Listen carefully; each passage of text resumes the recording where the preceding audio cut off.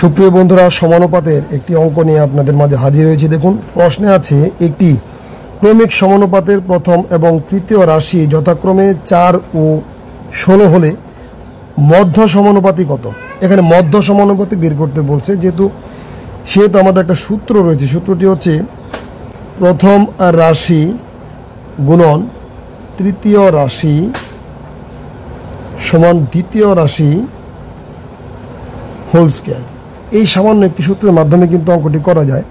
অঙ্কটি যদি আপনি বেসিকভাবে করতে যান সময় লাগবে। তো এইটা যদি আমরা এটা হচ্ছে প্রথম রাশি আর এটা হচ্ছে আমাদের তৃতীয় রাশি। তো এই দুইটা যদি আমরা গুণ করি তাহলে কত হয়? 4 × 64।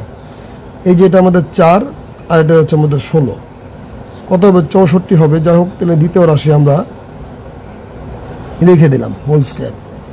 তাহলে 6 × 4 = 64 আর এখানে হচ্ছে দ্বিতীয় রাশি। তো এখন যদি আমরা অতএব দ্বিতীয় রাশি বের করি তাহলে দেখুন এই যে হোল স্কয়ারটা যেটা আছে সেটা কিন্তু এখানে রুট হয়ে যাবে। তাহলে 64 উপরে আমরা রুট দিলাম, তাহলে 8 × 8 = 64, কত হয়? 8। উত্তর হবে আমাদের ক নাম্বার। আশা করি বুঝতে পেরেছেন। তো এটি যদি বুঝে থাকেন, নিচে দেখুন একটি অঙ্ক আছে, সেই অঙ্কের উত্তর কত হবে তা আমার কমেন্ট বক্সে ঝটপট জানান। ভিডিওটি ভালো লাগলে লাইক, কমেন্ট ও শেয়ার করতে বলবেন না। ধন্যবাদ।